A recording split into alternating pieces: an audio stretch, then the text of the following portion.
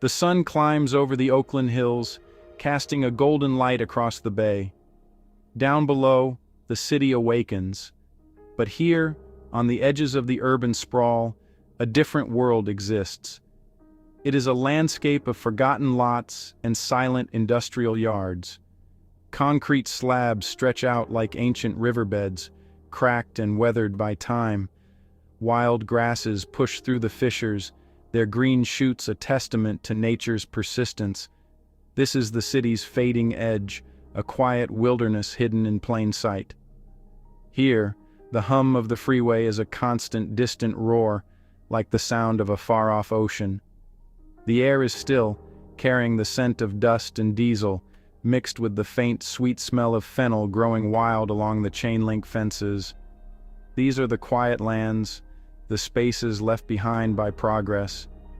Great warehouses stand empty, their windows dark and vacant like the eyes of sleeping giants. Railroad tracks rust in the morning dew, leading nowhere. Once these places pulsed with the rhythm of industry and commerce. Now they are still. They have become a refuge, a frontier between the built world and the wild. The wind whispers through broken panes of glass, a lonely sound in the vast emptiness. It is a place of profound silence, where the scale of the city feels both immense and strangely intimate. One can walk for miles and see only the slow decay of what was, and the quiet beginnings of what is now taking its place. This forgotten territory is not truly empty. It is a habitat, and like any habitat, it supports life. But the life here is fragile, clinging to the margins. We are not talking about the bustling crowds of the city center, but something far more discreet. Here, movement is slow. Survival is a quiet, daily art. The sun beats down on the corrugated iron sheds and abandoned vehicles, creating shimmering mirages on the asphalt. The landscape itself seems to hold its breath, waiting. It is a place of stark contrasts, the hard lines of industry softened by the gentle encroachment of nature, the vast, open spaces punctuated by the small, determined signs of life. Observing this terrain requires patience. One must learn to read the signs, a path worn into the dirt, a piece of fabric caught on a fence, the faint echo of a voice carried on the wind. These are the subtle clues to the ecosystem that has taken root here. This is not a place of grand dramas, but of small, quiet struggles. It is a world that operates by its own rules, under the vast, indifferent sky. The city's noise is a backdrop, a constant reminder of the world just beyond these fences. But within this forgotten land, a different story is unfolding, one of resilience and shadow, written in the dust and the weeds. If you found this story compelling, make sure to subscribe to our channel for more in-depth explorations and untold stories from Oakland and beyond. Your support helps us continue shining a light on the hidden corners of our world. Across these forgotten lands, a new kind of settlement has appeared. It has grown slowly, almost imperceptibly, like a patient, spreading moss. These are the encampments. From a distance, they appear as a jumble of color and shape against the muted tones of the industrial landscape. Tents of blue, green, and gray stand in clusters. Tarps are stretched between old trucks and shopping carts, forming makeshift shelters against the sun and rain. They occupy the spaces no one else wants, the strips of land alongside the freeway, the overgrown lots behind warehouses, the shadowy underpasses of concrete bridges. They are a feature of this new wilderness. The growth is organic, following the contours of the land. One tent becomes two become a small village. They expand along the forgotten arteries of the city, the disused rail lines and dry creek beds. There is a strange silence that hangs over these places. It is not the absence of sound, but a quietness of spirit. The constant hum of the city is always present, yet here, Life moves at a different pace. People move with a slow, deliberate economy of motion. There are no grand pronouncements, only the quiet routines of survival. A fire smolders in a metal barrel. A figure sorts through a pile of salvaged goods. The settlements have become part of the landscape itself. These communities are intricately woven. Paths connect one shelter to another, creating a maze of private and shared spaces. Each structure is a testament to ingenuity, built from the discarded materials of the city. Pallets, plywood, and plastic sheeting are transformed into walls and roofs. Old cars, no longer able to run, become stationary homes, their interiors filled with blankets and personal belongings. The encampments are a living architecture of necessity. They are a quiet, powerful statement about existence on the edge. They are as much a part of this urban ecosystem as the weeds and the rust.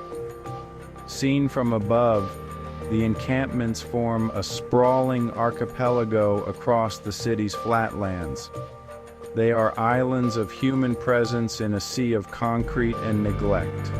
Their existence is a quiet challenge to the order of the city that surrounds them. They are not chaotic, but have their own internal logic, their own unspoken rules. They are a testament to the human need for shelter and community, even in the most unforgiving of environments. The wind rustles the plastic sheeting of the tents, a sound like dry leaves skittering across the ground. It is the sound of a fragile yet persistent presence in the heart of the forgotten lands. A new presence has fallen over this landscape. It is not something you can easily see. It moves like a shadow, silent and pervasive. It is a chemical whisper, a promise of escape that has become a trap. Fentanyl has arrived in the encampments, and its impact is profound. It does not announce itself with noise or drama. Instead, it manifests in a deepening stillness. It is visible in the way people stand, or the way they do not. A figure, once active, now leans against a fence for hours, locked in a slow, downward nod. The rhythm of the community has changed, slowed to a near halt. The shadow's grip is subtle but relentless. It preys on the quiet desperation that lingers in these places. Where there was once the activity of survival, the collecting, the building, the bartering, there is now often a profound lethargy. The drug offers a brief respite from the harsh realities of this life, but its price is steep. It isolates individuals, pulling them away from the fragile bonds of community. A conversation trails off mid-sentence. A shared meal goes uneaten. The shadow creates an invisible wall between people, leaving each person to face their struggle alone, even when surrounded by others. It is a quiet, creeping thief of spirit and connection. The physical signs are stark, yet muted. A person slumps in a plastic chair, their head bowed, seemingly asleep in the middle of the day. The posture is now common, a new part of the visual language of the encampments. The energy has been drained from the air. The quiet industriousness that once characterized these settlements has been replaced by a heavy, waiting silence. The shadow doesn't just affect individuals, it alters the entire ecosystem. It changes the social dynamics, replacing cooperation with suspicion and hope with a dull resignation. It is a predator that hunts not with teeth and claws, but with a quiet chemical allure. This is a crisis that unfolds in slow motion. It is a quiet tragedy, witnessed only by those who take the time to look closely. The shadow moves through the encampments like a slow-moving fog, obscuring the horizon and chilling the air. It is a powerful force in this wilderness of concrete and steel, adding another layer of hardship to an already precarious existence. The fight against it is silent and personal, waged in the privacy of a tent or the isolation of a makeshift shelter. And in the long, quiet afternoons, the shadow's victory can be seen in the stillness of the figures scattered across the landscape, lost in its cold embrace. Even as the human drama unfolds, another world continues to exist, largely unseen. This urban wilderness is a habitat for more than just people. It's actually teeming with wildlife, creatures that have adapted to survive in the margins of the city. A flock of pigeons circles overhead, their wings catching the light as they land on the roof of an abandoned warehouse. They're the constant companions of the encampments, their soft cooing a gentle counterpoint to the harsh sounds of the city. They peck at crumbs and discarded food, their lives intertwined with the human inhabitants of this space. They are fellow survivors, making a living from what is left behind. Stray cats move like ghosts through the undergrowth.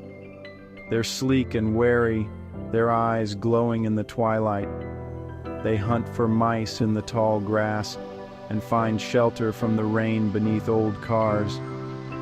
Some have formed a tentative truce with the people here, accepting offerings of food while keeping a safe distance. Their silent, graceful movements are a reminder of the wildness that persists even here in the heart of the industrial landscape. They're a symbol of resilience, of a life that continues, independent and untamed. They navigate this complex world with an ancient, instinctual knowledge, their survival a quiet miracle. The sounds of nature are a constant, subtle presence. In the early morning, the chirping of sparrows and finches fills the air. They build their nests in the rafters of empty buildings and the branches of hardy, tenacious trees that grow along the fences. Their songs are a thread of wild music woven into the fabric of the city's noise. At night, the croaking of frogs can be heard from the drainage ditches and the rustle of a raccoon foraging in the darkness. These creatures share this territory, their lives running parallel to the human struggles that play out in the light of day. They are the unseen residents of the encampments. There is a powerful parallel between the wildlife and the people who live here. Both are masters of adaptation. Both have learned to find sustenance and shelter in a landscape that was not designed for them. They are opportunistic, resilient, and often invisible to the wider world. The man who carefully tends a small patch of vegetables in a bucket is not so different from the bird that builds its nest from scraps of plastic and string. Both are making a home. Both are asserting their right to exist in a world that has largely forgotten them. They are all survivors, bound together by the shared reality of this fading edge. As day turns to evening, a new mood settles over the encampments. The harsh light of the sun softens, and the long shadows stretch across the land. This is the hour of twilight, a time of transition when the world seems to hold its breath. The sky above burns with orange and purple, a spectacle of natural beauty that contrasts sharply with the starkness of the landscape below. The distant lights of the city begin to twinkle, a reminder of the other world that lies just beyond this forgotten frontier. Here, in the quiet of dusk, the mood is one of reflection and stillness. Fires begin to glow in the gathering darkness, small beacons of warmth and community. The flickering light illuminates faces, casting them in soft relief. This is a time for quiet conversation, for sharing stories, for the simple comfort of human company. The smoke from the fires curls into the cool night air, carrying with it the smell of burning wood and the scent of evening. For a brief time, the hardships of the day recede.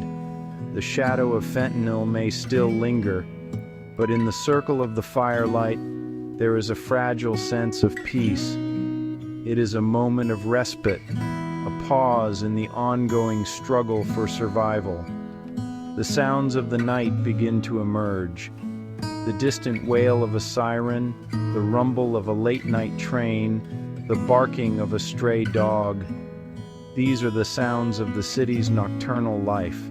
But within the encampments there are other, quieter sounds. The murmur of voices, the soft strum of a guitar, the rustle of someone settling in for the night. These are the sounds of life continuing, of resilience in the face of uncertainty. Hope, in these moments, is not a grand idea, but something small and tangible.